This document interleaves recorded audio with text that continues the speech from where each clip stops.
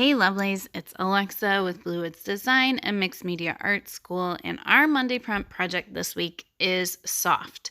So whatever that means to you, I want to see it. I decided to go fairly literal and use soft pastels. And I have these lovely hand crafted soft pastels that I love. So I'm going to be using those. It is a messy process. But the other thing about soft pastels is that you end up with a very soft look.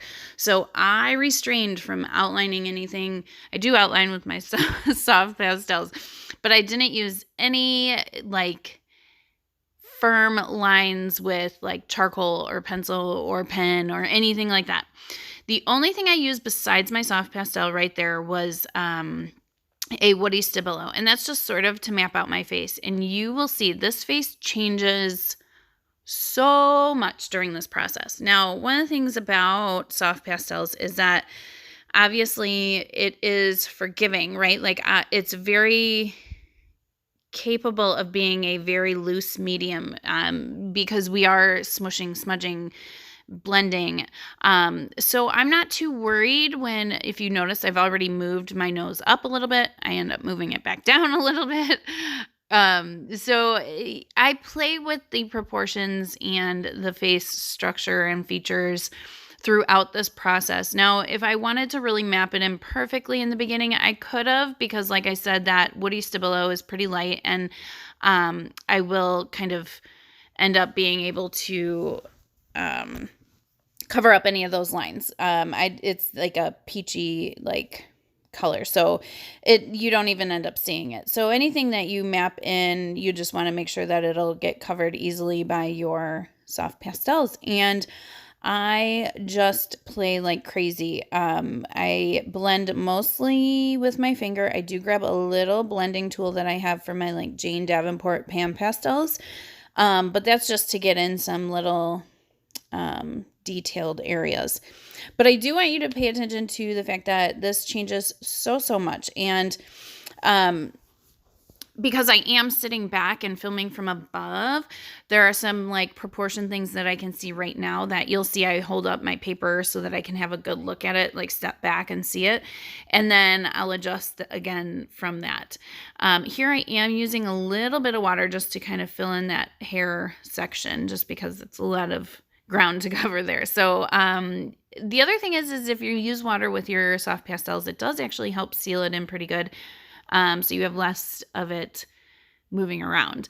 Now, this one I will have to spray with fixative because it's got a bazillion layers of soft pastel. But it is super fun to play with. And if you haven't played with it, it helps you loosen up and let go of needing it to be just right in the first place, because you'll see it, like I've said earlier, it changes a ton. I change her proportions. I change where her nose is. I change where her eyes kind of sit, and it's all doable. And I think one of the things with art is we often feel like we have to get it right on the first try, and you don't. And actually, I think it turns out a million times better because of the layers that you go through. When we do something perfectly and paint it or whatever medium we're using, and it's just as is, it can sometimes end up feeling flat. So sometimes that process allows you to keep going and build the layers, and actually gives a lot of depth to your work. So don't look at it as, oh man, I did this and I don't like where this is and it's a mess and I screwed it up. Just look at it as, well, that's one layer of my interest. That's one dimension of this face, and it's going to start to add to the final product. And really, you cannot get those kinds of looks without really going through the process. So I encourage you guys to play this week with the concept of soft, and that can be using soft pastels like I am, or it can be creating something that somehow speaks to the word soft. I know we have resident artist Karina this week with us, and she created a video for you as well. And she uses watercolors to create sort of these soft, dreamy backgrounds that are beautiful. So again, we hope you guys will play along and use our theme and or one of our videos as inspiration. You can create this girl right along with me if you want. And I can't wait to see what you make. And if you do create with us, please use the hashtag Monday Prompt Project. And we will see you next week. Thanks, guys.